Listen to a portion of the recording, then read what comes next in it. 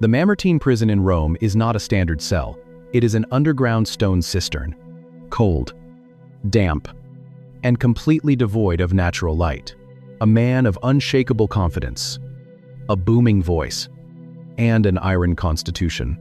The ancient Greco-Roman world valued physical dominance, masterful rhetoric, and the fearless projection of power requires endurance, not performative suffering. But the deeper revelation is in the phrase, frequent illnesses. Timothy was chronically ill. We often demand physical perfection and tireless energy from our spiritual leaders. We assume that if God calls someone to a massive task, He will automatically provide them with unshakable health.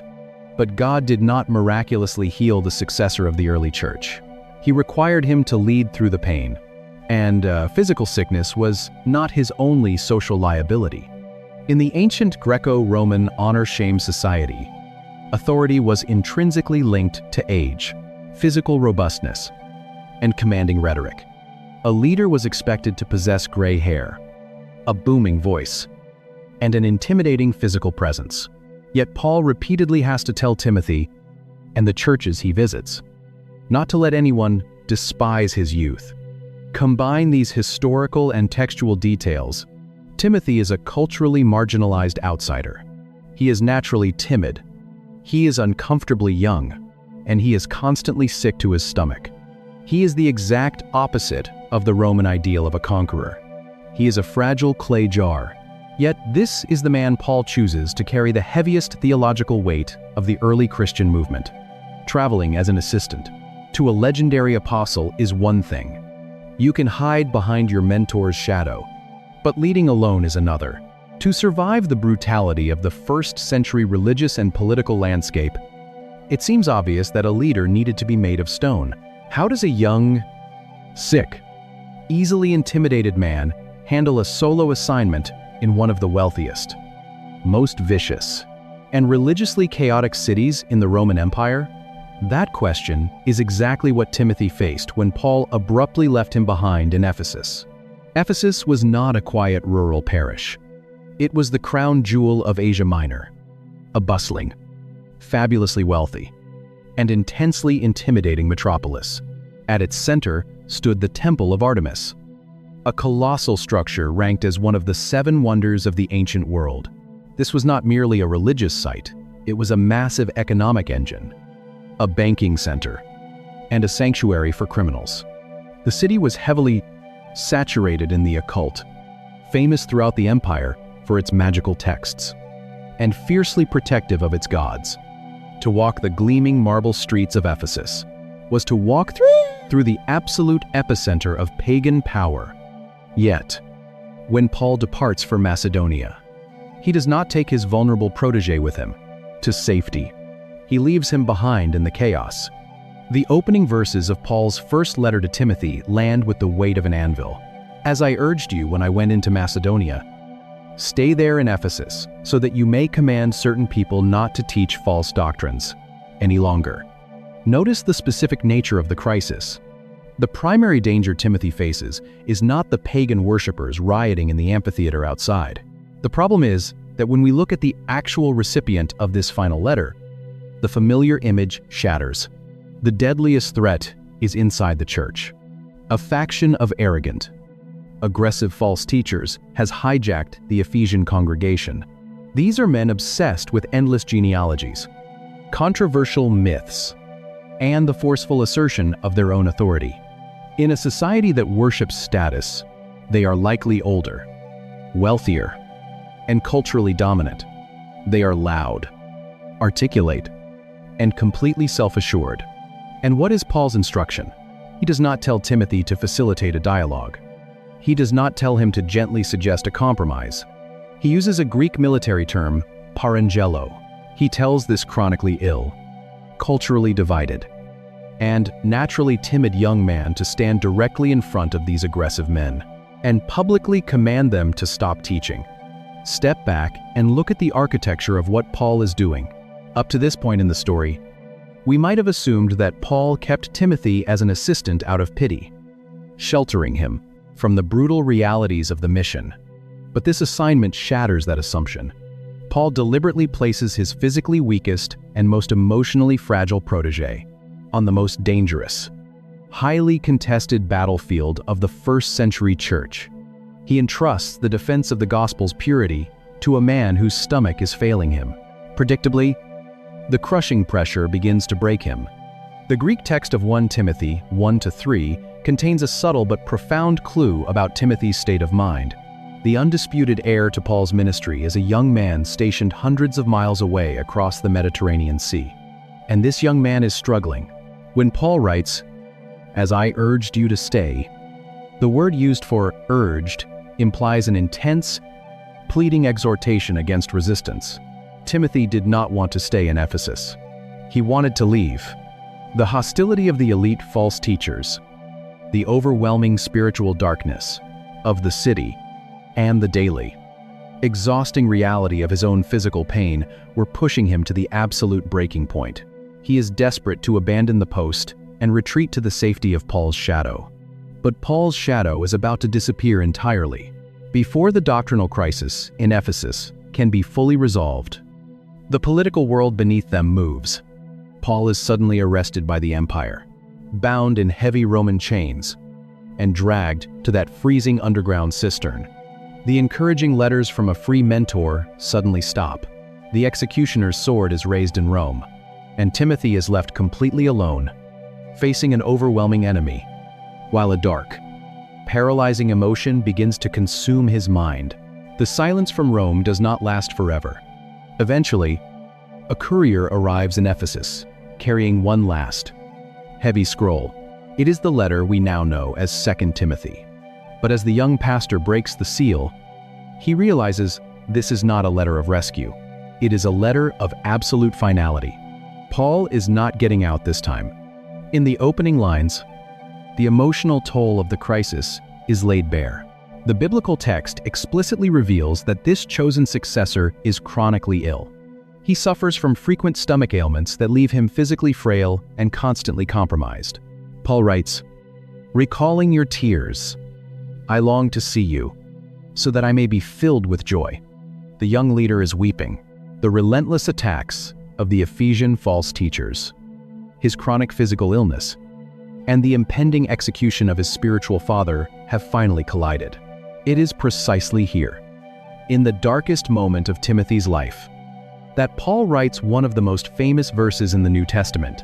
In 2 Timothy 1-7, 2a declares, "For God has not given us a spirit of fear, but of power and of love and of a sound mind." We frequently read this verse as a soft, comforting reassurance, a gentle devotional promise for anyone experiencing normal human anxiety. But when we look at the original language, the tone shifts from a gentle comfort to a bracing military command. The Greek word Paul uses for fear here is delia delta epsilon lambda alpha. The standard English translation is accurate, but the English word fear is extremely broad. It can describe a phobia of heights, a holy reverence for God, or a natural biological response to sudden danger. But in the ancient Greco-Roman world, delia was a highly specific and deeply negative term. It did not merely mean feeling nervous. It meant cowardice. It was the word used for a soldier who breaks rank, drops his weapons, and flees the battlefield to save his own life. He is emotionally fragile, prone to deep, weeping despair. Paul specifically mentions remembering his tears. He is culturally marginalized. It was the shameful retreat from the post. This completely changes how we read Paul's instruction. Paul is not telling Timothy that it is a sin to feel his heart race. He is not condemning him for having a sick stomach, and he is certainly not shaming him for weeping over the impending death of his mentor. Natural human sorrow and anxiety are not what Paul is addressing. Instead, Paul is directly confronting the very real temptation to surrender to Delia to pack his bags, abandon the Ephesian church to the wolves, and run away. To fight this urge, Paul reminds him that God's Spirit provides a sound mind, or sophronismos in Greek. This is the disciplined ability to hold your ground and make rational choices in the middle of a panic. And this is where the hidden truth about Timothy's character shines the brightest. Paul's blunt warning proves that Timothy was undeniably terrified, but the fact that Paul is still writing to him in Ephesus proves something far more important. Timothy had not yet run. He was crying. He was physically exhausted. He was staring at aggressive, wealthy men who wanted to tear the church apart, but his feet were still planted on the battlefield. He was holding the line with shaking hands, carrying the baggage of a complex heritage that makes him an outsider to almost everyone he meets. And he is easily intimidated. But how does a man whose natural disposition is fear manage to stand firm when the worst possible scenario unfolds? When the man who taught him everything is about to be executed? How does a timid successor find the strength to remain in a hostile city? Paul knows that Timothy cannot manufacture this courage from his own fragile biology. He does not tell the young pastor to suddenly become a different, naturally, braver person. Instead, Paul tells him to look at the object he is holding.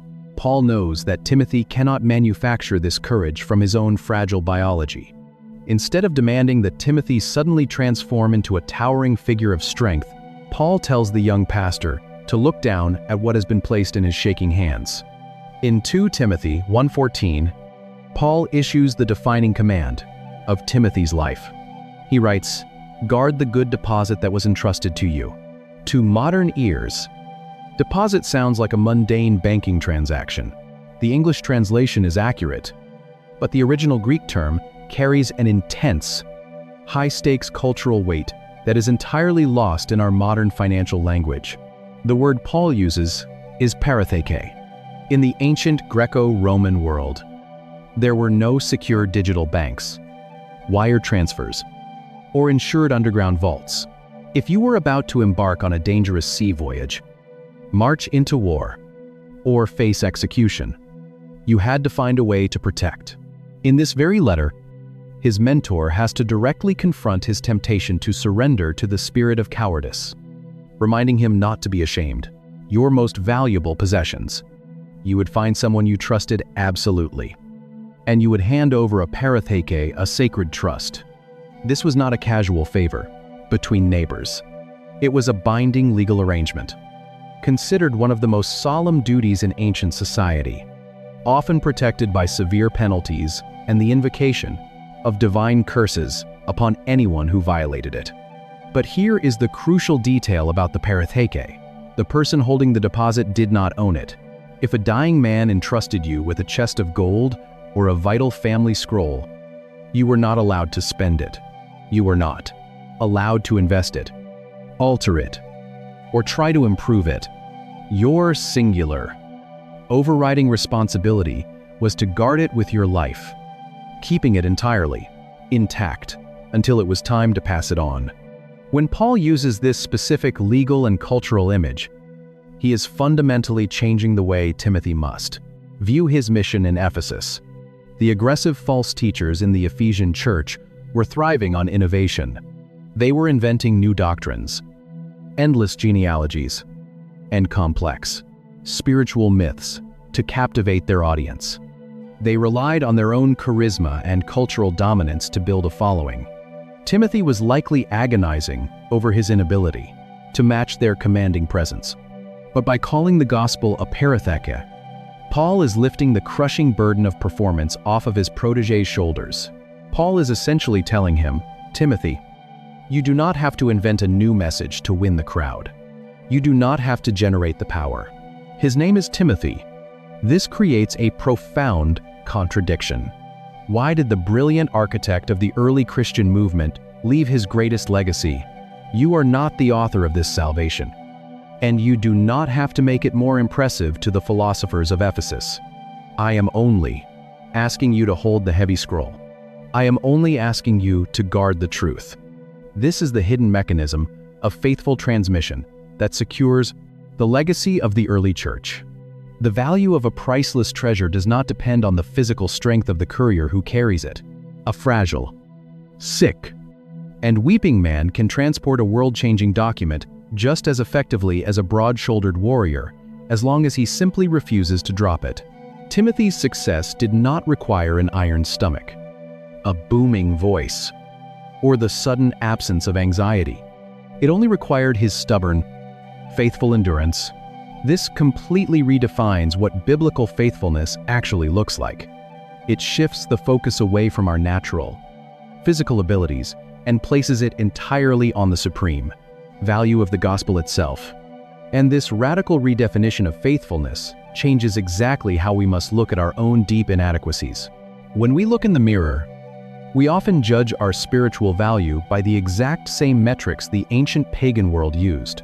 We live in a modern culture entirely obsessed with optimization, unbroken confidence, and the relentless projection of strength.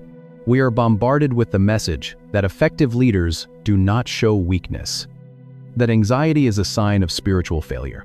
In the hands of a man plagued by physical weakness and paralyzing fear, if the early church was surrounded by wolves, and that true faith always results in visible, overwhelming victory.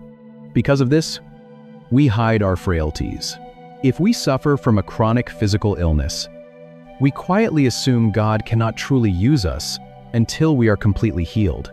If we come from a fractured, complicated family background, like a religiously divided household in an obscure Roman colony, we assume our cultural baggage disqualifies us from holding anything holy.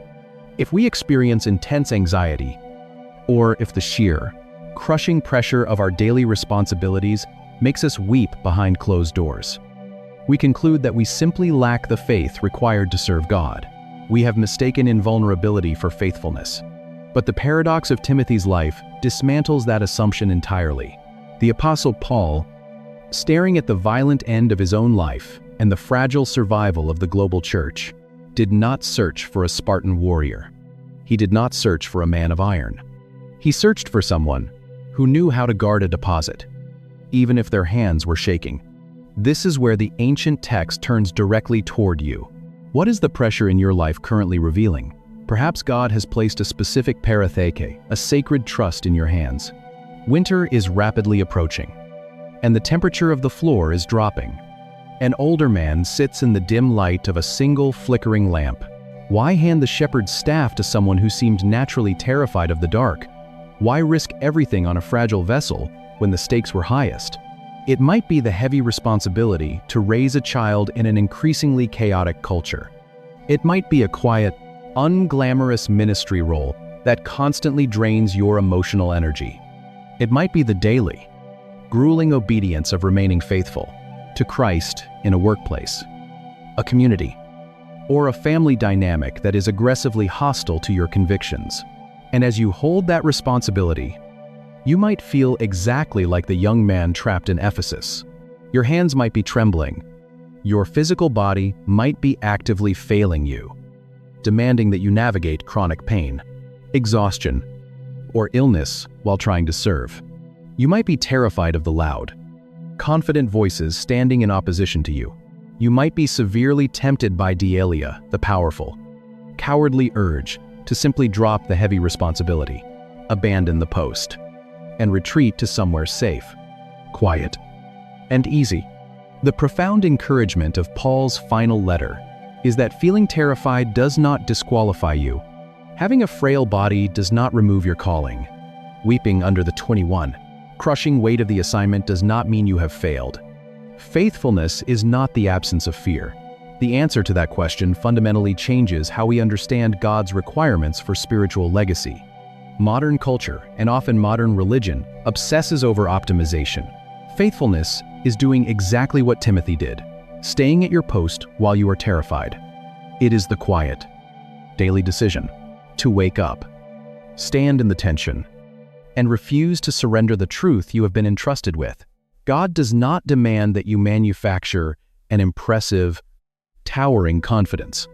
He does not ask you to generate the power. He only asks that you refuse to drop the scroll. For Timothy, embracing this paradox was his only remaining lifeline. He had to accept that his profound inadequacy was not a threat to the gospel. It was the exact condition required to prove that the survival of the church depended on God's power, not human strength. He would need to cling to this reality with everything he had. Because his final test was rapidly approaching, the steady stream of guidance, the pastoral commands, and the comforting words of his spiritual father were coming to an abrupt end. The cold Roman prison was about to go permanently silent, leaving an inadequate servant completely alone with the heavy weight of the church.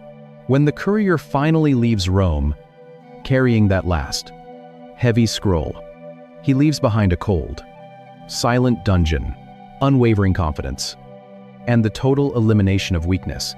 We are conditioned to believe that leadership requires invulnerability. The executioner's sword eventually falls on the Ostian Way. The brilliant architect of the early Christian movement is dead. The survival of the most dangerous, subversive theological message in the Roman Empire is now officially transferred to the next generation.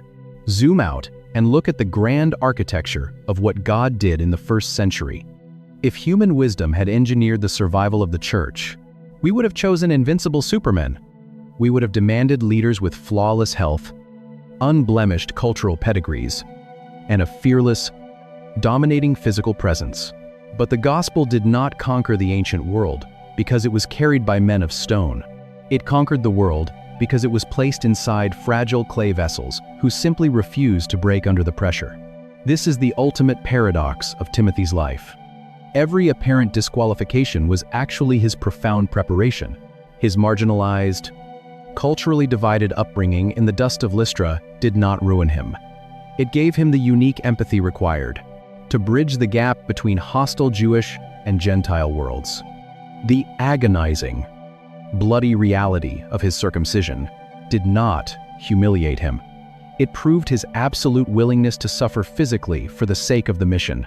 We instinctively assume that if we are anxious, sick, or afraid, we are permanently disqualified from holding anything holy or significant in the kingdom of God.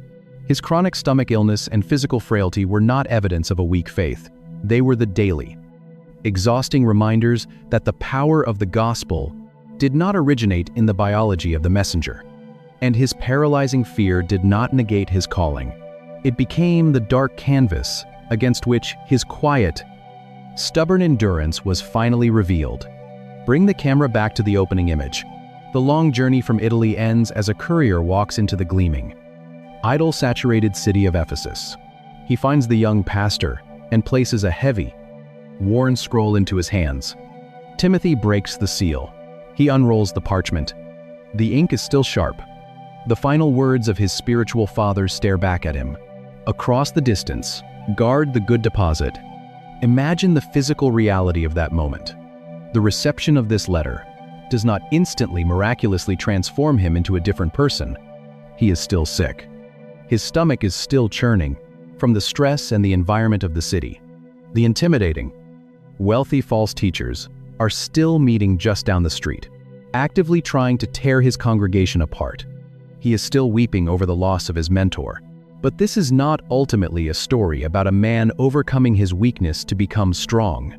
It is a story about a man faithfully carrying, and his hands are still visibly trembling as he holds the edge of the papyrus. He is terrified, but he does not drop it. He does not pack his bags. He does not book passage on a ship and flee the city. He reads the final command. He feels the crushing weight of his own profound inadequacy, and he steps out the door to face the wolves. Paul's greatest legacy was not just planting churches. It was teaching a terrified, inadequate man how to endure. You do not have to be invincible to carry the truth. You only have to be faithful. If your hands are trembling today, do not drop the deposit. Hold your ground, because God's most precious truths are rarely entrusted to the strong. They are entrusted to the weak, who simply refuse to run away. If this deeper look at Timothy's story has encouraged you to stand firm in your own calling, consider subscribing to the channel and sharing this video with someone who feels overwhelmed by their assignment, a heavy, world-changing deposit, while remaining entirely weak. Paul did not choose Timothy because Timothy was fearless. He did not choose him because he was physically robust or socially dominant. He chose him for a completely different reason, a reason that redefines what it actually means to be a faithful servant. To understand why Paul trusted this terrified man with the future of the church, we cannot start, at the end, in a freezing Roman dungeon. The answer is not found in the shadows of the Mamertine prison. We have to go back to the beginning. We have to step away from the chains and enter the deeply divided household where Timothy's quiet endurance was first forged. His wrists are bound by heavy iron chains that scrape against the rough rock every time he moves his hand to dip a reed pen into the ink. Long before he ever received a letter from a Roman prison, Timothy's character was forged in the heavy dust of a Roman colony called Lystra. It was a provincial city deep in the region of Lycaonia, dominated by pagan temples and the thick smell of sacrificial smoke. It was not a center of Jewish scholarship or cultural power. Yet inside this pagan stronghold lived a family carrying a quiet, persistent faith. When the book of Acts introduces Timothy, it reveals a profound detail about his origins in a single sentence. He was the son of a Jewish woman who was a believer, but his father was a Greek. In the ancient world, identity was everything. Your bloodline determined your social standing, your religious community, and your legal rights. To be born into a mixed marriage in the first century was to be born into cultural exile. Timothy belonged entirely to neither world. To the elite Greek citizens of Lystra, he was the son of a Jewish woman tied to a strange, invisible god and strict dietary customs. But to the Orthodox Jewish community, his situation was far worse. Because his father was a Greek, Timothy remained uncircumcised. In the eyes of the synagogue, he was ceremonially unclean. He was a permanent outsider. We often assume that great spiritual leaders emerge from ideal religious environments. He is nearing the violent end of a brilliant, turbulent life. He knows he is about to be executed, and his time is measured in days, not years. We picture homes of unbroken tradition, perfect theological alignment, and cultural stability. But Timothy's home was spiritually divided, the head of the household. His Greek father did not share the faith of his mother. Yet, behind the closed doors of that divided house, a different kind of legacy was being passed down. Paul later writes that Timothy had known the Holy Scriptures from infancy, without the support of the dominant culture, and likely without the spiritual participation of his father. Timothy's mother, Eunice, and his grandmother, Lois, unrolled the sacred texts. They taught a young boy how to believe in the God of Israel while living in the shadow of the temple of Zeus. This isolated upbringing produced something rare. When Paul eventually arrives in Lystra and observes the young man, he does not see a fractured identity. He sees what he later calls unfeigned faith, a sincere, unhypocritical devotion. Timothy's faith was not a social convenience. It offered him no political advantage. It was forged in the quiet tension of a marginalized household, making it incredibly durable. This background gave Timothy a unique capacity for empathy. He understood what it meant to walk between two worlds, to navigate the space between Jewish tradition and Gentile culture. The global movement he helped build is facing its most dangerous hour. The empire has turned hostile. The apostles are being hunted. He was the perfect bridge for a gospel that was tearing down the dividing wall between Jew and Greek. Paul recognizes this immediately. He sees the quiet endurance beneath the timid exterior, and he decides to take the young man with him on his missionary journeys. But this decision creates an immediate and explosive crisis. Paul is the apostle who fiercely preaches that Gentiles do not need to become culturally Jewish to follow Christ. He will soon risk his entire reputation defending the truth that faith alone is sufficient. Yet taking Timothy into the synagogues of Asia Minor presents a massive legal and cultural roadblock. Every Jewish leader will know that Timothy's father was a Greek. They will know the boy is uncircumcised. To them, his presence as a teacher is an outright scandal, and that roadblock forces Paul to make a decision that seems to contradict everything he teaches. The decision recorded in Acts chapter 16 is one of the most jarring theological contradictions in the New Testament. If we read it quickly, we miss the absolute shock of what Paul actually does. Paul is the fierce defender of grace. He has staked his entire ministry and risked his life repeatedly on the truth that physical rituals do not save a person, and the churches are facing severe persecution. In the dark, this condemned man is writing his final letter, He is preparing a heavy, ink-stained scroll. In his letter to the Galatians, he describes a high-stakes standoff in Jerusalem where he brought a young Greek believer named Titus before the religious elite. They demanded Titus be circumcised, and Paul aggressively refused. He would not yield an inch, knowing that if he forced a Gentile to undergo the ritual, he would be adding a human requirement to the finished work of Christ. Yet, when Paul arrives in Lystra and decides to recruit Timothy, the text says something startling. Acts 16:3 records, Paul wanted Timothy to go with him. So he took him and circumcised him because of the Jews who lived in that area, for they all knew that his father was a Greek. Why the double standard? Why protect Titus from the knife? Only to demand it of Timothy? The problem is not a shift in Paul's theology. The problem is the audience. Titus was entirely Greek. To circumcise him would have been a theological concession, a false admission that faith in Christ was not enough. But Timothy was the son of a Jewish woman. Under Jewish law, he was considered Jewish. But because of his Greek father, he was viewed by Orthodox communities as an apostate, a brazen violator of the covenant. Paul's missionary strategy always began in the local synagogue. If Paul walked into a synagogue with an uncircumcised Jewish man, this parchment is not just a personal goodbye. It is the formal transfer of leadership. It is the unchangeable deposit of the gospel. The religious leaders would not hear a single word about Jesus. They would only see a walking scandal. The message would be dead before Paul even opened his mouth. So Paul asks Timothy to do the unthinkable. We often read the word circumcised as a neat theological term, forgetting the brutal physical reality of the ancient world. Timothy is not an unaware infant on the 8th day. He is a grown man. Undergoing adult circumcision in the 1st century, without anesthesia or modern medicine, was an agonizing, bloody, and dangerous procedure. It meant days of feverish pain, vulnerability, and the very real risk of severe infection. Timothy had every right to refuse. He could have argued that his faith was already genuine, that Christ had already fulfilled the law, and that Paul himself taught that circumcision meant nothing. He would have been theologically correct. But this is where the true character of this supposedly weak young man begins to emerge. Timothy agrees to the pain. Timothy's circumcision was not for his salvation. It was a painful physical surrender of his rights, so that his mixed heritage would not distract from the gospel. He yielded the rights of his own body to remove a cultural stumbling block for a hostile audience, the culmination of a lifetime of suffering, being handed from a dying mentor to his chosen successor.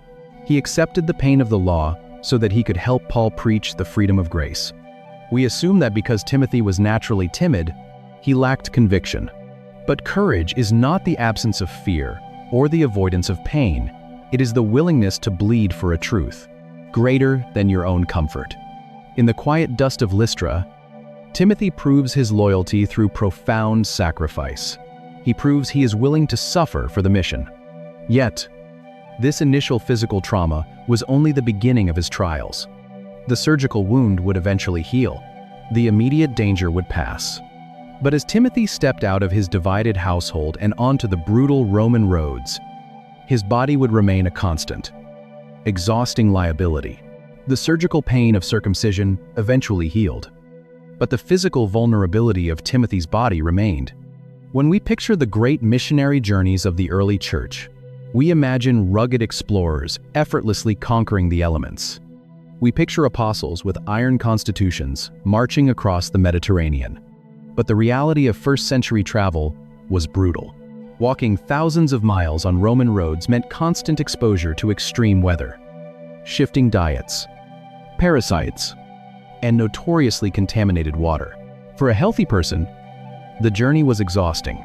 For someone with a compromised immune system, it was a daily battle for survival. And the biblical text reveals that Timothy's body was actively failing him. Tucked away toward the end of Paul's first letter to his protege. When we imagine the heir to a towering figure like the Apostle Paul, we instinctively picture a titan.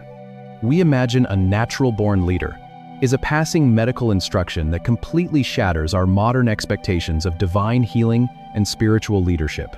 Amidst lofty commands about theology and church order, Paul suddenly writes, "Stop drinking only water, and use a little wine, because of your stomach and your frequent illnesses." Step back and look at the implications of that single sentence. Paul was a man who possessed profound, miraculous gifts. He had laid hands on strangers and seen them cured. The book of Acts records that even handkerchiefs touched by Paul were taken to the sick to heal diseases. Yet, when it came to his most trusted spiritual son, the man who would inherit his entire ministry, there was no miraculous deliverance. Paul does not command the sickness to leave. He does not tell Timothy that his faith is simply too weak to receive a healing. Instead, he prescribes a practical, earthly remedy. Water in ancient cities was often stagnant and teeming with bacteria. Timothy, perhaps out of a strict desire for spiritual purity or ascetic discipline, had been refusing wine, drinking only local water that was actively destroying his stomach. Paul tells him to stop. He tells him to care for his fragile body because the mission